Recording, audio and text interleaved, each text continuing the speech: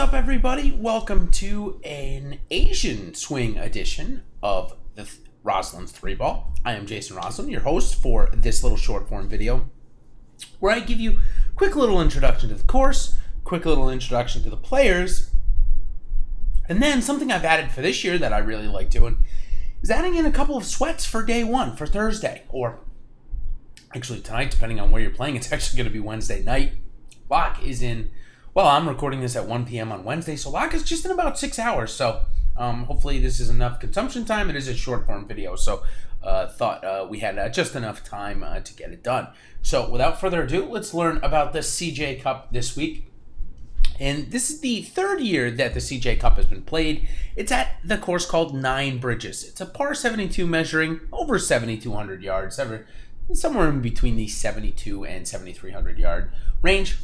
It's a course with wider than normal fairways, but manicured beautifully. Requires good putting, and on these unseasonably difficult bent grass greens, you just don't normally see bent grass greens, especially during this time of the year. It's just harder in climates that range in temperature like Jeju Island, where we are in South Korea. The tournament, like I said, it's been in its third year here in South Korea. Winning scores are minus 17 last year with Brooks Koepka, and minus 9 the year before that with Justin Thomas. We had some pretty big wind that year, so scoring was a bit higher, we should say, not lower, correct? Where to play DraftKings, or daily fantasy sports, I should say, this week. DraftKings' first place prize is $50K. FanDuel's top prize is $7,000, so not bad for a Wednesday night start. Looks like DraftKings just put out a secondary contest that gives $5K to first, so obviously demand pretty high this week. Let's learn about the players and see maybe why the demand is pretty high. First guy I'm going to talk about is Tommy Fleetwood, 10-3 on DraftKings, 10-9 on FanDuel. This is not a misprint here. He's actually 55th, both ranked in putting and on the approach, and came in 5th at the BMW PGA Championship. Now, I would say that's pretty crazy running fives here as I come back onto the screen really quick. I don't think I've ever seen that before, to be completely honest with you, whereas a guy just complete running fours like I've never seen. Running fives like I've never seen. So maybe he's set up for a 5th place finish here.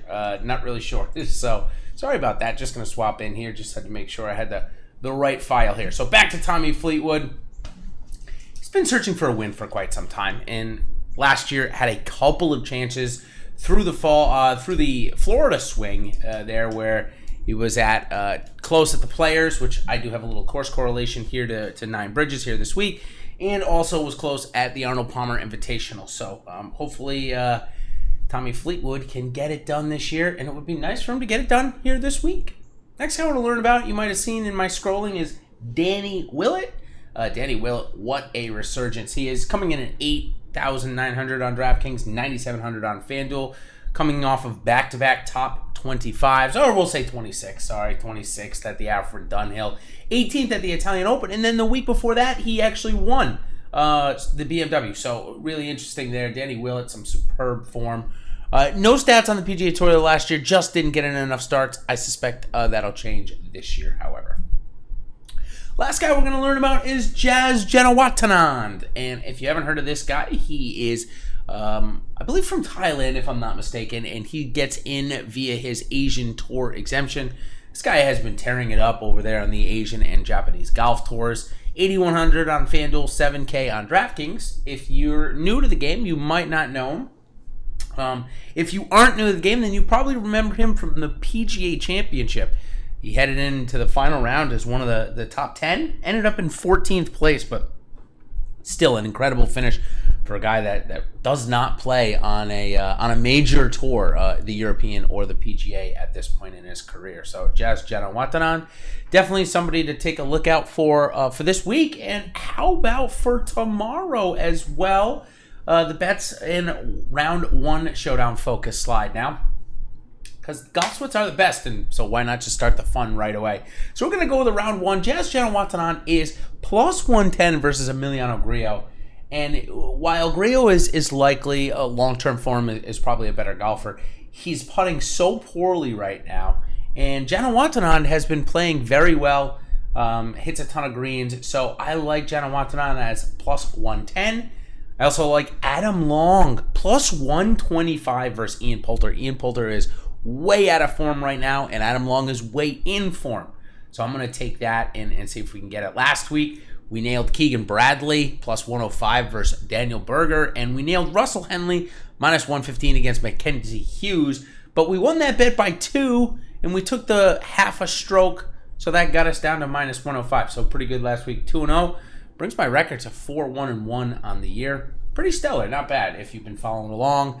A nice little addition here, gives a little bit of context and a little bit of content for this video. So round 1 showdown focus, Jordan Spieth. No secret that he is fantastic in round 1. Even last year when he was playing so bad was very good in round 1. So 9,300 for him. Keith Mitchell, I'm looking for a bounce back week. 6,800, had a good round 2 when he missed the cut at the Shriner, shot 68. And had a good year here last year. So that should give you a little bit of room, a little bit of gambling, a little bit of content for this week. Remember, lock is at 7 p.m. Eastern Standard Time, so probably from when you're viewing this, a couple of hours away. So until then, check out my model breakdown on the other side of this, and we'll see you next week. Cheers, everybody.